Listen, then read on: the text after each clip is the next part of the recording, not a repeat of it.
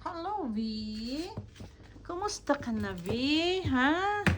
Andito si V ngayon. Oh, bisita ko. Bisita ko ngayon si V. Magluluto ako, V eh. Diba? Wala na siyang damit. Ayan. Ano yung inaamoy-amoy mo? Sapatos yan. Huwag mong ano yan. Sapatos yan, V. Dito ka. Dito ka.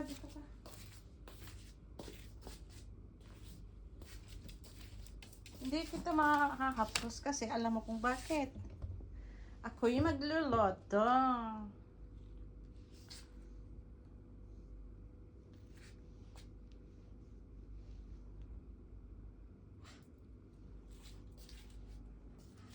Laki-laki na nga po ito. Pag naglakad. Saan ka pupunta? Mamaya tayo lalabas. Kasi alam mo kung bakit. Magluluto pa ako. Mamaya tayo lalabas. Oh, yung puwit nyo. Ginagalaw-galaw niya. Oh, cute. Ano yung ginagawa mo sa puwit mo? Makati ba? Mamaya maglalabas, V. V! Psst! Psst! Mamaya tayo lalabas. Kasi alam mo kung bakit. Nakaihi ka na, di ba? Nakaihi ka na eh. Tapos, pagkatapos kong magluto, lalabas tayo. Maglalaro sandali sa labas. Uuwi ka na mamaya. Ibabalik na kita dun sa bahay nyo. Hindi dito nakatira to si V. Sevi. V, ganun. Oh, ang cute-cute naman niyang balong-balong na yan. Anong kinain mo kanina, Sevi? Ano kinain mo kanina? Kumain ka na naman ng ano, nakikinig oh. Kumain ka siguro ng ano no, alam ko na mahilig to sa cucumber eh. Carrots yun. Tsaka meron siyang pagkain na ano, parang manok pa yun, hindi ko na ano. Ilalagyan ng mainit na tubig. Mabait to si Sebi, hindi yan masyadong nagtatahol. Nagtatahol lang yan pag nandito sa loob ng bahay, nasa loob ng bahay, tapos may naririnig siyang mga ingay sa labas. Kaya kahit yung mga naglalakad-lakad lang, tatahol yan. Kahit gabing-gabi. Basta may narinig. Mas lalo pag may mga bata naglalaro sa labas. Yan, tahol ng tahol yan. Bang ginagawa mo dyan sa buntot mo? Kaya, pero pag nasa labas naman, hindi naman yan nagtatahol. Kahit may nakikitang mga bagong mga tao, bagong ano, hindi yan nagtatahol. Pag nasa loob lang siya ng bahay, ayun. Ano ba ginagawa mo dyan sa buntot mo? Ano nangyari dyan sa buntot mo? Ha? Ano nangyari dyan sa buntot mo? Ano nangyari dyan sa buntot mo? Ba't mo pinagalaw-galaw ganyan? Nakikinig siya. Oh, alam mo, V, alam mo,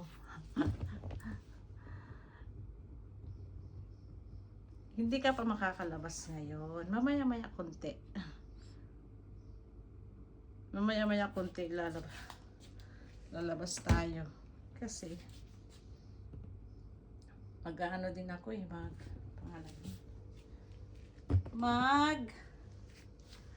ako'y sasampay. Ngayon naman, naghahanda ko ng lulutuin, V. Mabait ito si V. Sobrang bait itong si V. Wala kang problema, di ba, V? Diba sobrang bait mo? Hindi yan hindi yan makulit o ano. Napakatahimik na aso yan. Oh, diba? Nakikinig lang siya. Oh, nakikinig lang yan si V. Saan ka punta? Ano nangyari dyan sa buntot mo? Makati ba? Palagi niyang pinapagalaw-galaw eh. Gusto na niyang lumabas ito si V. Gusto mo nang lumabas, V? Sige, lalabas kita mamaya-maya konti, okay? Saglit lang ha. Saglit lang, V, at ilalabas kita. Napakainit kaya ngayon sa labas din. Kaya hindi nagtatagal to si sa labas kasi sobrang init ngayon sa labas. Baga ano yung hindi mo rin kahit ikaw na ano yung may hangin din minsan pero mainit. Sobrang init. Kahit sino minsan na napakainit. Di ba, Vi? Ito si Vi, ano to minsan si Vi, yung kahit ilabas mo rin. Pero pagkatapos niyang umihi o kaya magpo, papasok na yan agad. Di ba, Vi? Di ba? Oh, pinapakinggan ako.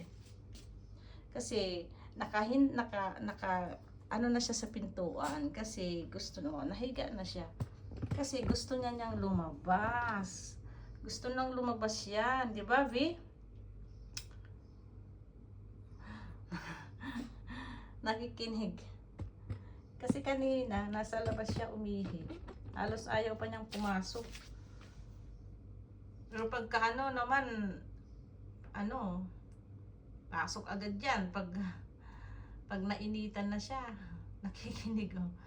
Di ba, Vi? Mahaba-haba na naman yung buhok niya. Oh. Kasi, nagkulot-kulot na nga yung buhok niya. Oh. Di ba? Nagkulot-kulot na yung buhok niya. Pagka, lalo siyang matabang tingnan pag,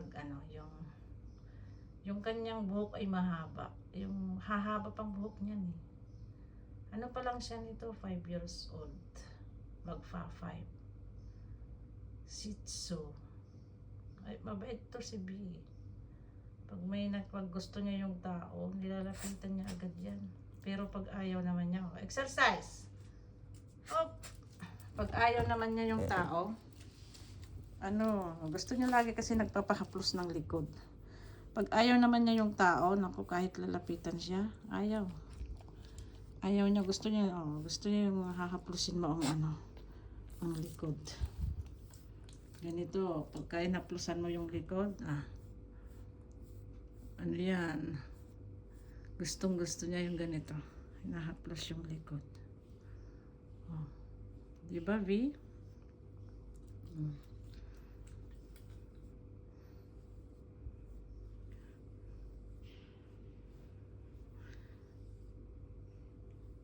Lalapit at magpapahaplos. Pagka ito, lagi mong hinahaplos ang likod. Pag nakita ka niya, tatakbo yan agad. Tapos, yung ilalapit yung katawan niya sa'yo. Kasi, nasanyan na siyang hinahaplos mo.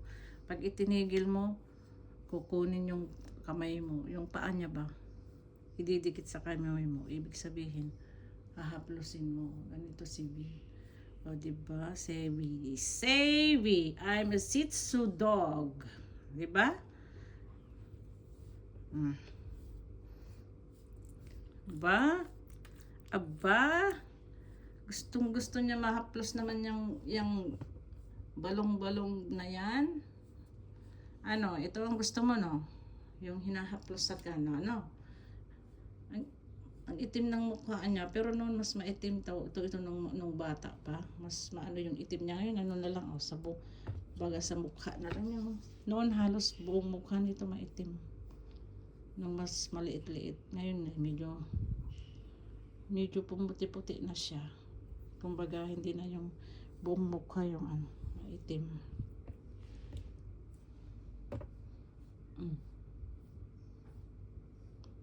Ang liliit ng ngipin, oh. Hello, sabi mo. Hello, I'm Savvy. Shih Tzu dog.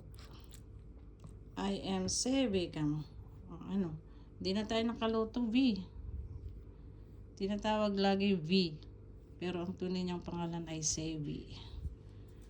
I'm a dog. Shih Tzu dog. My name is Savvy. My nickname is V. My mommy call me V. Oh.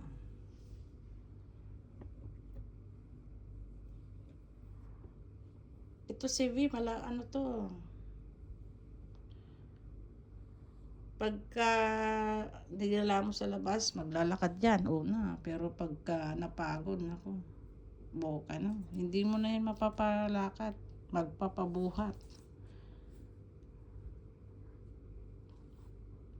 Yung tinatamad na siya maglakad, magpapabuhat na yan.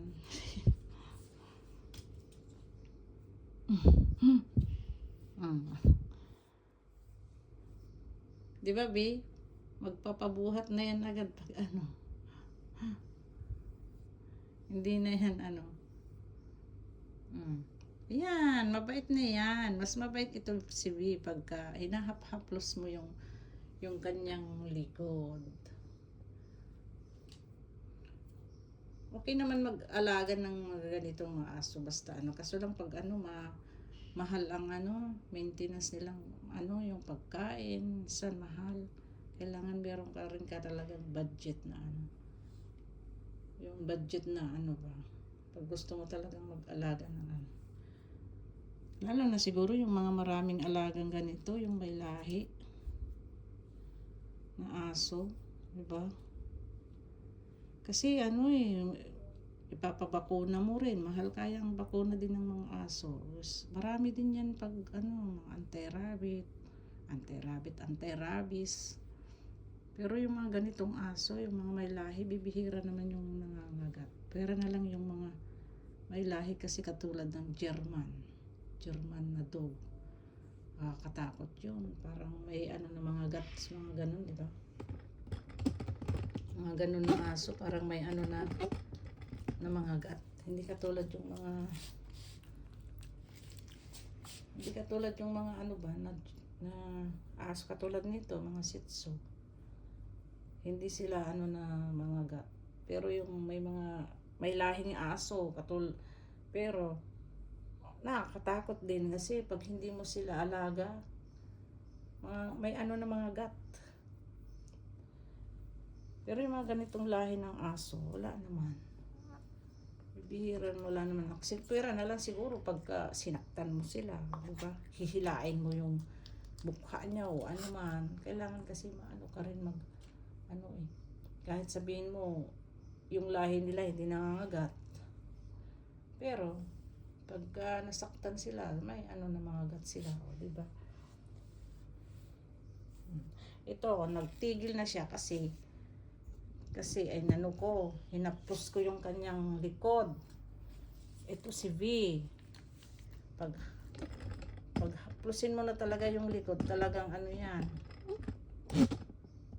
Ay nako, talagang ano siya.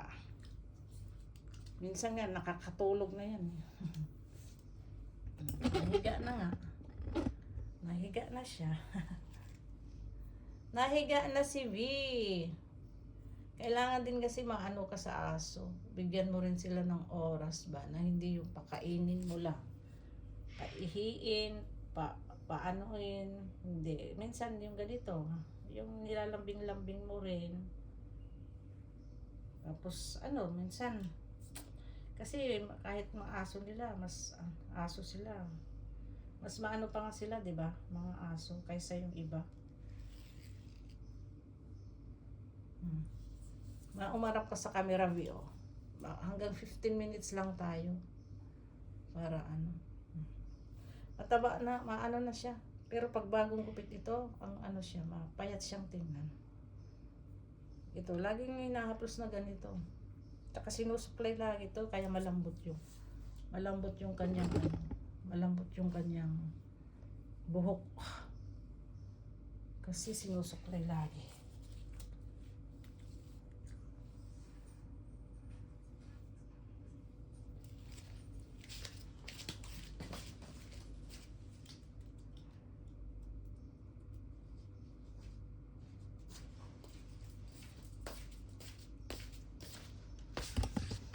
Okay. It's time to say bye-bye. Salamat sa panonood mga kaibigan. Say visit. Thank you for watching me. See you soon. Sa susunod ulit, magbakas lang kayo at re-respect ako sa inyo sa mga channel nyo. Say visit. Thank you for watching me. Say, thank you, Sebi. Bye-bye. Bye-bye. Bye-bye.